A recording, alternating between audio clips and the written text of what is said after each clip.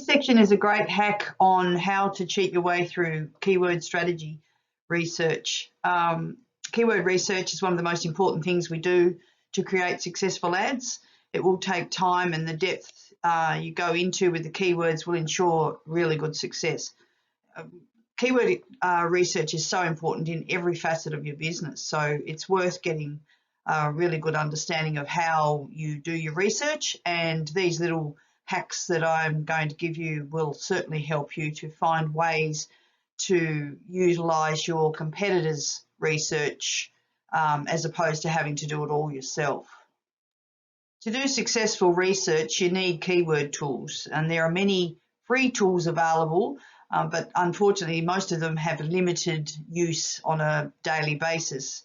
But when you're first starting out, you will get enough out of the free component of each of these tools. But the three that I use, and I use Ubersuggest a lot when I'm trying to just do different sort of facets of keyword research. There's so many different areas, and that's a whole another training program, but this will give you enough information to be able to start your keyword research. SEMrush doesn't give you a lot of opportunity with the free and Ahrefs, but they are very thorough in what they give you. So all worth having on your desktop so that you can just pull them up on a daily basis and do the limited amount of resources that they give you. This is just a little hack that I've found that I use quite a lot, and sometimes you sort of look at hacks being a little unethical. This is just utilising other people's resources to your best advantage. So just open up, if you're doing the training on a desktop, open up another tab and open the enzymearticles.com.au, and we'll do some searches. Otherwise, I do have this recorded on the sheets today, so you'll be able to see what I'm talking about and then go through it when you can access your desktop.